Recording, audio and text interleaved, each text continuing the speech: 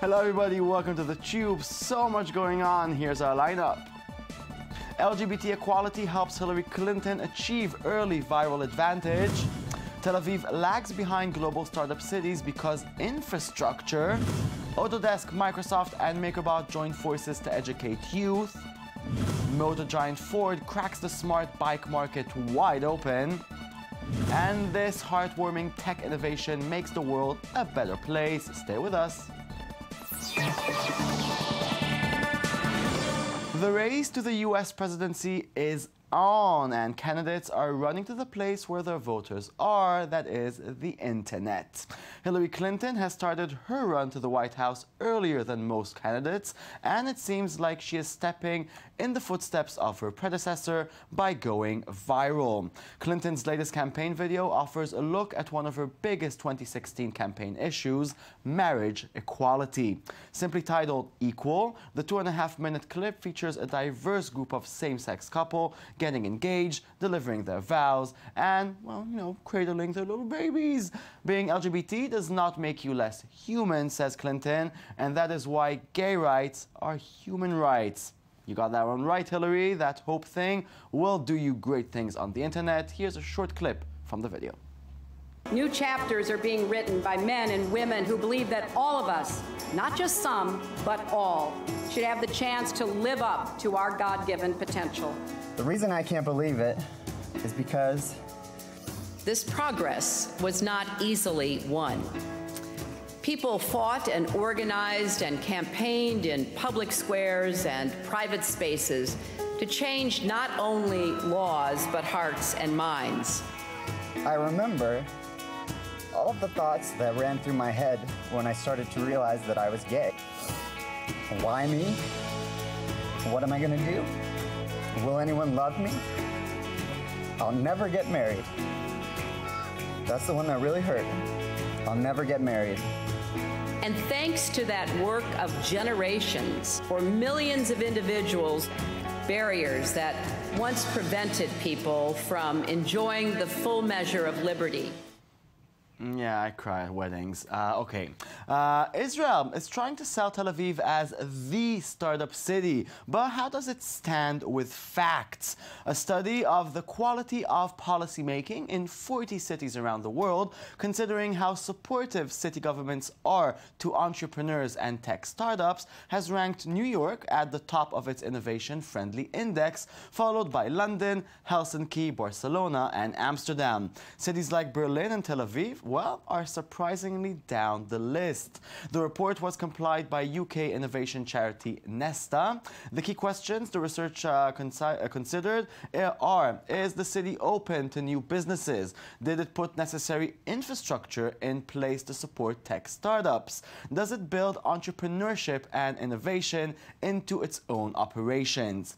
It seems that Tel Aviv, with its very successful ecosystem of startups, failed in most categories of the report. Not very surprising to people who actually live here, you know. Now, can 3D printing be the future of education? 3D printing company AutoDesk has announced Project Ignite, a free and open learning platform that builds the skill and confidence of young learners through creative, hands-on design experiences focused on the latest technology trends like 3D printing and electronics. Project Ignite was developed from the Tel Aviv offices of the company. Aimed at bringing the expanding maker movement into the classroom, Autodesk hopes to leverage its experience by presenting a package of material, software, and know-how into the making community. Check out the project's promotional video before we go deeper. The way people learn is changing. Schools, teachers, and students are approaching learning in entirely new ways, with learning that moves beyond test scores and standards. Design, making, 3D printing, electronics, hands-on learning, engaging projects, creativity. How do you bring these concepts to life? Project Ignite is about bringing together everything needed for schools, teachers, and students to learn about 3D printing, 3D modeling, electronics, and more. We've made learning simple, fun, and engaging. Join us by visiting our website. So, will the kids of the future need to learn how to 3D print today? We have Eitan Sarfati, head of 3D printing at AutoDesk, to print us some answers. Good evening. Good evening. So, what is Project Ignite? Project Ignite is an educational platform, first and foremost, and it helps children to learn, not just to be a maker, actually how to design, how to deal with electronics, how to deal with design software, actually, from the early beginning. And how the project is very unique by that the children can hands-on practice, the electronics processes and the whole designers. Well, before we go even deeper to that, for those of us who don't know, what is the maker movement? Okay, so first of all, if you describe Autodesk as a 3D printing company, Autodesk is a 3D design company, firstly. And the maker movement is a movement that we see on recent years of people not just designing their own things, but actually making them, actually manufacturing them. This is a real revolution if you think about it. For example, if you think about any electrical device, like a toy. Think about a toy or like a little robot that runs around. If you look, 5 years ago, you'll have to go to a manufacturer. You have to go to a company that this is their expertise.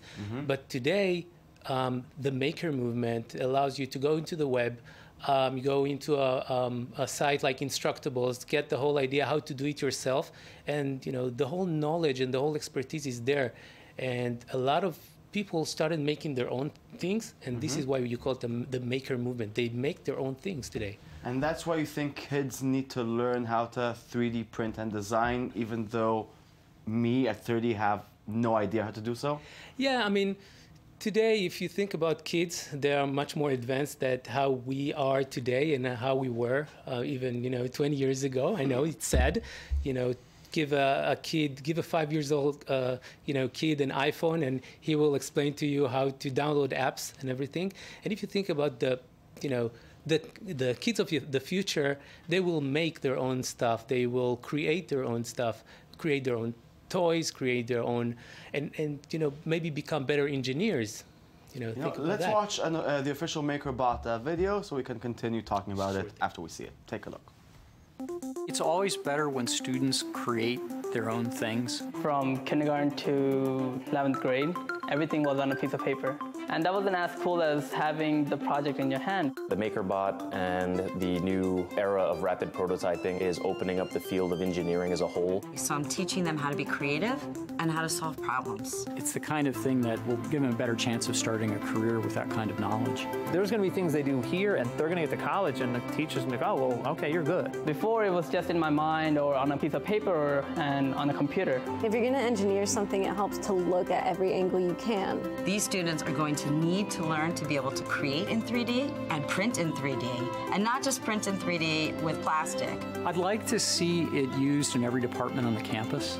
Our vision is that it's an important tool that will be used cross-disciplinary. Having something that you design print is like the coolest thing.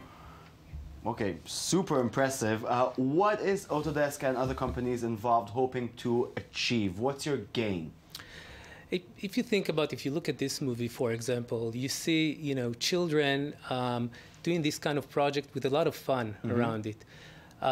Take a kid today that doesn't have, the opportunity to do this, or the attraction. Why should he do it?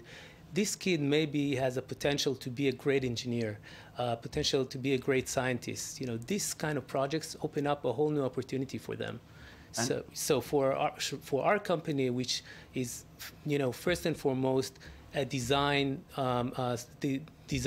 software design company, and our motto is to encourage people not just imagine things and design them, but also to create them. This is our motto.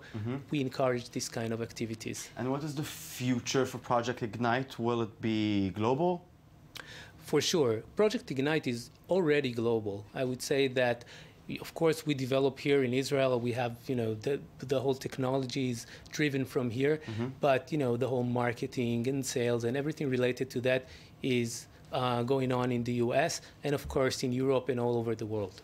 Okay, well, that was very inspiring. Thank you. Made me feel a bit old, not in age, but definitely in mind. Well, you know, I have Never to come. too late. Never too late. Yeah, well, you know. Anyway, thank you very much for coming. Thank you very much. Okay, let's move on. It seems like Google just can't stop trying new products, and this time the search giant is worried about your health. Google's Life Science group has created a health tracking wristband that could be used in clinical trials and drug tests, giving researchers or physicians minute-by-minute data on how patients are faring. The experimental device, developed within the company's Google X research division, can measure pulse, heart rhythm, and skin temperature, and also environmental information like light exposure and noise levels. It won't be marketed as a consumer device, said Andy Conrad, head of the life science team at Google. So nice of them to think about our health. The data they'll receive, you know, it's just a nice plus. They like the data. It's time for our ongoing segment, Fixing Transportation, because it sucks. Ford Motors will test new car-sharing program and foldable electric bikes inside its vehicles as it seeks new ways to adapt to global congestion and changing consumer attitudes. One of the models being examined is an electric-assisted bicycle that uses a special app to help you do multiple mode commutes via car, train, and bike. This model is aimed at car owners, since you can quickly break it down into 2 equal pieces for easy trunk storage. The Smart Flex bike, connected to a smartphone, will vibrate to warn the driver from potholes and do other sensory wizardry, and plan your route for your taking every possible piece of data into account. I need one. I like it. Take a look. One scenario could be, for example, that you drive from your home to a certain, low-cost parking spot that's easy to get to for you, but close enough to the office where you can then take the bike out of the back of your car and unfold it, get on, and have a healthy rest of your journey to the office. Our Mode Me e-bike is our smallest e-bike, and it's designed to be able to fold, collapse, and fit in the back of a Ford Focus. The Mode Pro e-bike is one that has a commercial potential in the sense that you can carry packages. So it could be a courier, for example. Mode Flex is an electric bike for a bike enthusiast. It's a bike that allows a person to go on any type of bike traveling that they would normally do. With the electric assist, it allows them to go farther than they would normally be able to go, giving them that level of versatility. And more in our ongoing other segment, Print Yourself a Hand. If you lose your hand in an accident, a prosthetic could cost you well over $10,000. But 3D printing holds out the promise of making simple replacement hands available for far less. XI, a Korean-based company, thinks they could do it super cheap. They've built a robotic hand and forearm made from 3D printed materials that only cost about $200. It's also on open source. The XI Hackberry, as it's called, has a flexible wrist, partially motorized fingers, and low-cost parts, controller, and a digital camera battery, all housed in a white 3D printed plastic shell. The company recently received a $200,000 grant from Google. This revolution looks amazing. Yesterday we celebrated Reddit's birthday, so now let's talk about one of the biggest threads on the site in recent times, as Redditors collected the funniest 10-second clip from the web to compile this next challenge, where you need to hold on and not laugh. Let's start.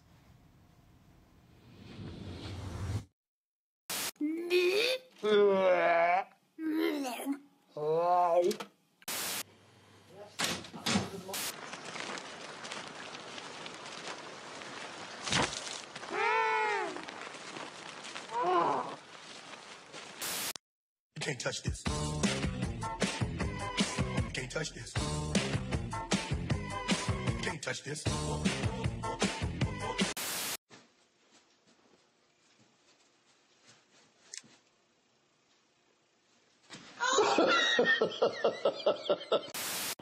Jacob, keep your shirt on! No!